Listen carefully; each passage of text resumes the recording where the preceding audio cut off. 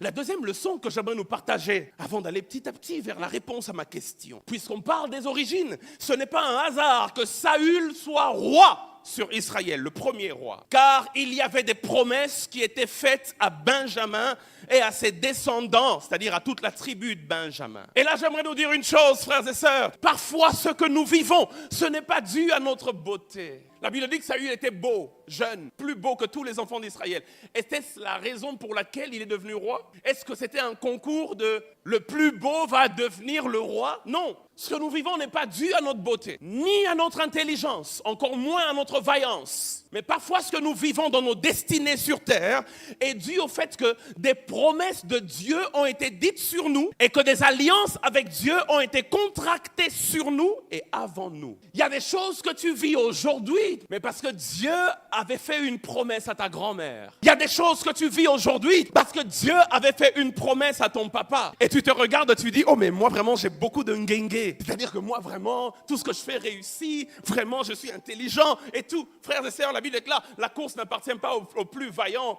ni aux plus rapides, tout est question de temps et de circonstances, n'est-ce pas? Il y a des choses que l'on vit parce qu'on vient d'une source sur laquelle des choses ont été dites. Et Saül vient de Benjamin. Et sur Benjamin, il y a des promesses qui ont été dites.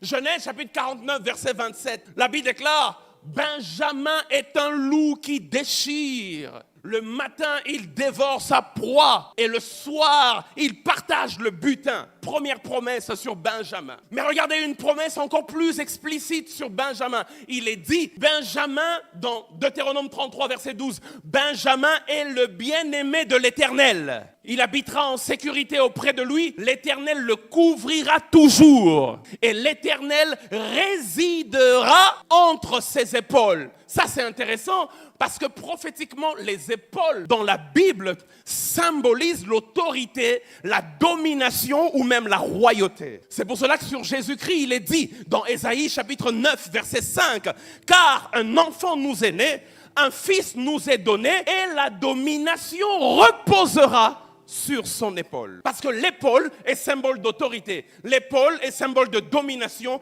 L'épaule est symbole de royauté. Et sur Benjamin, l'arrière grand-père de Saül, il avait été dit, l'Éternel résidera entre tes épaules. En d'autres termes, tu auras l'autorité sur tes frères. C'est pas un hasard que pour le premier roi soit un fils de Benjamin. Saül, ce que tu vis, c'est parce qu'il y a des promesses qui ont été faites à quelqu'un. C'est pour cela, frère, comme un symbole, le jour où Saül est fait roi, dans 1 Samuel, chapitre 9, Samuel lui a donné la portion des rois comme nourriture. Et c'est quoi la portion des rois? C'est l'épaule. 1 Samuel, chapitre 9, versets 23 à 24, je ne raconte pas ma pensée, je tire tout de la parole. La Bible déclare dans 1 Samuel 9, 23 à 24, Samuel dit au cuisinier, serre la portion que je t'ai donnée en te disant, mets-la à part. Le cuisinier donna quoi? L'épaule et ce qui l'entoure à Saül. C'était pour symboliser la royauté. Autre texte sur les promesses faites à Benjamin. Psaume chapitre 68, verset 27 dans d'autres versions. Mais dans ma version Louis II, c'est le verset 28. Psaume 68,